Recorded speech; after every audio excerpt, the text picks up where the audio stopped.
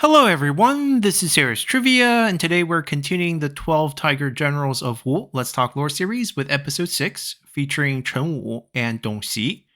Now this is our first episode of the series where we are featuring two generals in one episode, and the main reason for this is because Chen Wu and Dong Xi both had short careers, as both died heroically in battle in the early periods of their service to Wu.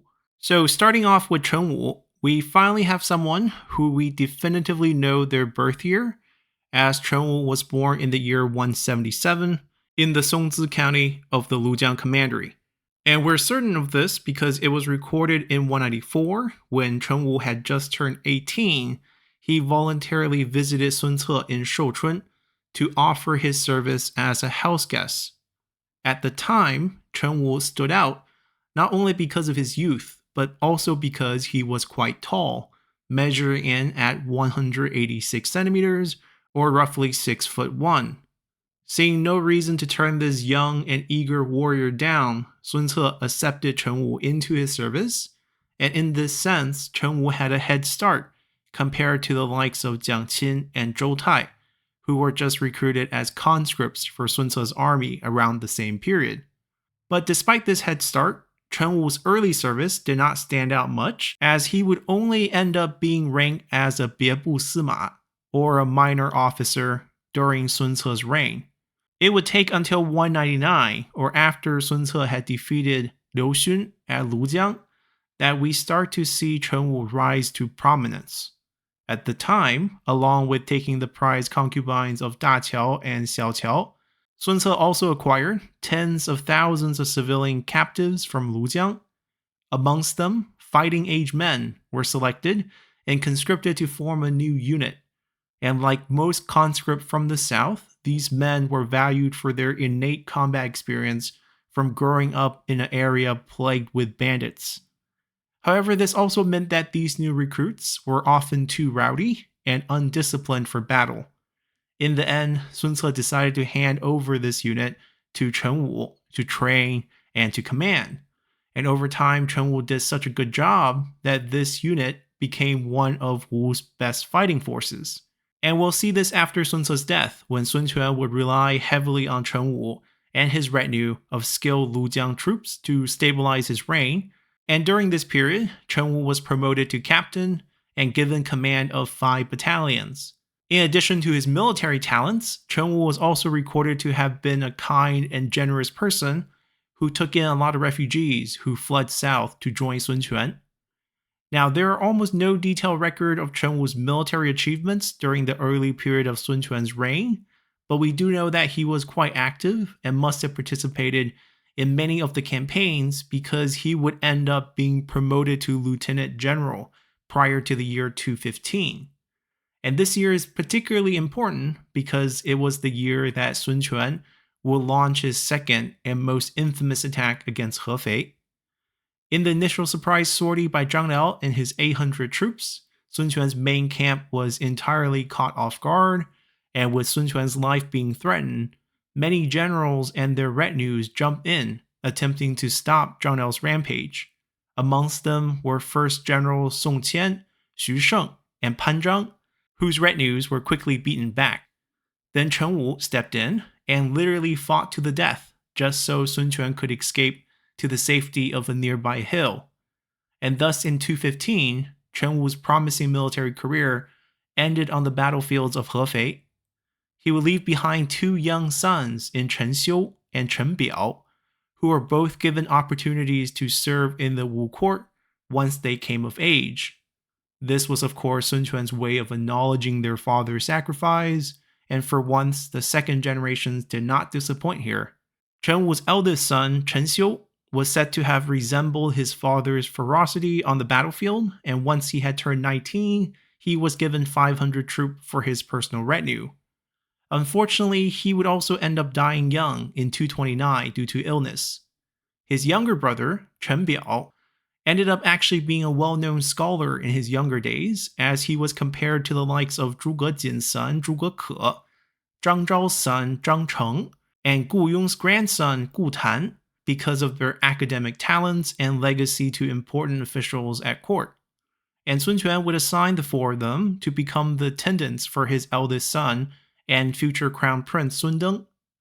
But when his older brother Chen Xiu died, Chen Biao opted to give up his promising court career to join the army and inherit his brother's retinue of 500 troops in order to continue their clan's legacy on the battlefield. While never a frontline general himself, Chen Biao proved his worth in dealing with army corruption within Sun Quan's own personal retinue and in assisting Zhuge Ke's effort in quelling the Danyang Shangyue threat in 234. In the late 230s, Chen Biao was assigned to the Puyang Commandery to help General Lu Xun deal with another Shangyue uprising in the region. And to this end, Chen Biao used up his own personal money to recruit and fund a new force of nearly 10,000 troops that eventually successfully defeated the local rebellion. For this effort that nearly bankrupted Chen Biao's family, Lu Xun commanded Chen Biao, and Sun Quan promptly promoted him to lieutenant general, along with a low-tier marquis title. Unfortunately, not long after this promotion, like his father and brother before him, Chen Biao would also die young, at the age of just 34, due to illness. Now, not only was Chen Wu's second generation impressive, his third generation continued to excel within the Wu court, as Chen Xiu's two sons in Chen Yan and Chen Yong, as well as Chen Biao's only son, Chen Ao, would all continue to serve within the Wu military. Of these three, Chen Xiu's youngest son, Chen Yong, would end up eventually earning himself the general rank as well as a marquis title. And with that, we have finished covering Chen Wu and his descendants. So let's move on to the second main character of our episode in Dongxi. Born in the Yuyao County of the Kuaizi Commandery, Dongxi was a true southerner. Yet unlike your typical southerner, Dongxi was a giant of a man, standing at over 194 centimeters or close to 6'5". And this is precisely why, in 196, after Sun Ce had conquered the commandery and chased out Wang Lang, Dongxi was recruited and immediately put in charge of the local criminal justice system. Then when Sun Ce engaged the nearby Shangyue forces led by Huang Longluo and Zhou Bo, Dongxi demonstrated that his height translated well to battle prowess, as he would end up personally slaying both Huang Longluo and Zhou Bo in battle, cutting off their heads and putting an end to the uprising. From that point on, Dongxi became one of the Sun clan's most trusted house guests, as Sun Ce would immediately promote him to Biebu Sima and hand him command of a retinue of 1,000 troops. As the conquest of the south continued, Dongxi would be promoted again to Yang Wu Du Wei, or the captain who spreads the martial ways, and find himself playing key roles in Sun Ce's attack on Liu Xuan at Lujiang and on Huang Zu at Jiangxia. In 200, after Sun Ce's assassination, Lady Wu, who was Sun Ce and Sun Quan's mother, personally summoned Zhang Zhao and Dongxi to ask them if they believed that the young Sun Quan was up to the task of becoming the head of the clan. Naturally, both Zhang Zhao and Dongxi affirmed the late Sun Ce's choice, but the main takeaway here is how much the Sun clan trusted Dongxi and how his height and combat capabilities gave him an outsized presence amongst the Wu generals. As part of this transition of power from Sun Ce to Sun Quan were the numerous uprisings in the south that included a massive revolt in the Puyang Commandery, where a bandit leader by the name of Peng Hu gathered a force of over 10,000 troops. In response, Dongxi, along with Ling Tong, Bu Zhi, and Jiang Qin, were sent to Puyang. After the initial engagement, Dongxi's towering figure and fearsome fighting abilities left such a mental scar on Peng Hu's troops that they started to actively avoid Dongxi's retinue, as troops would flee on the sight of this towering giant. With this advantage in hand, it took just 10 days as Peng Hu's rebellion was crushed, and Dongxi was promoted first to a new captain title, aptly named the Captain Who Strikes Fear in the Yue, or Wei Yue Xiao Wei, before being farther promoted to Lieutenant General, or Pianjiangjun, at the end of this rebellion. By early 208, during Sun Quan's final assault on Huangzu, two of Huangzu's flagships blocked their advance, as these tower ships anchored themselves in the middle of Xiakou giving the thousands of archers aboard them the perfect position to cover Sun Quan's army's approach.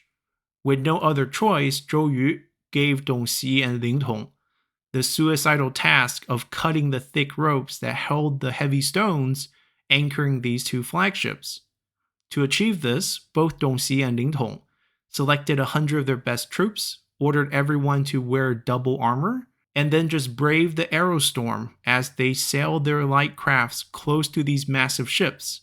After taking heavy losses, Dongxi and Ling Tong were finally able to complete their task, as the currents would end up carrying these tower ships along with the small crafts downstream, opening up the path for Sun Quan's final assault on Jiangxia and Huangzu. After their victory and Huangzu's death, Sun Quan personally commended Dongxi and Ling Tong for their bravery and their instrumental role in securing their victory. However, after this victory, Dongxi was not recorded to have participated in the Battle of Chibi that immediately followed. This is possibly due to the fact that Dongxi likely always remained by Sun Quan's side and thus served in the reserve force.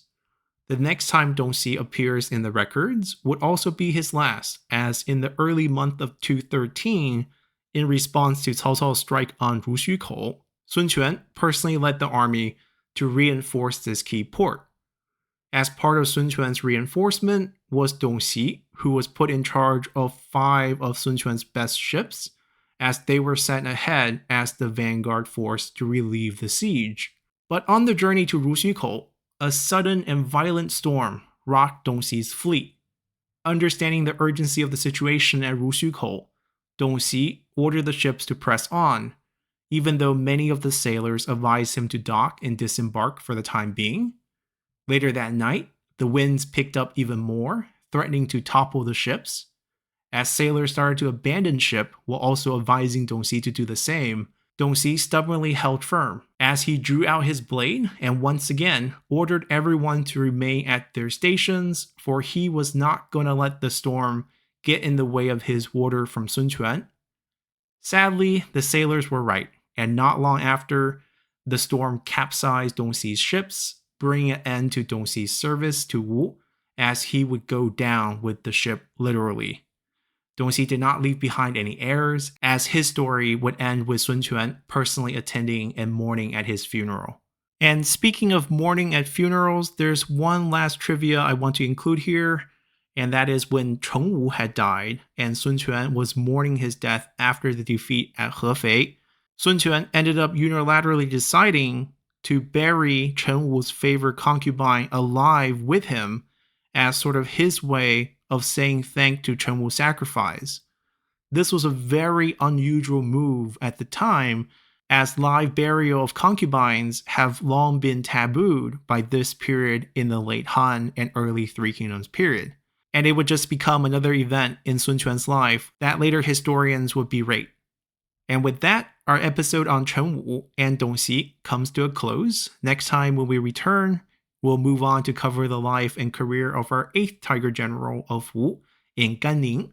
So hopefully you all have enjoyed this episode enough to consider subscribing to the channel for more content on Three Kingdoms history, or simply support the channel by leaving a comment below or just by hitting the like button. And as always, I'll see you all next time. Bye!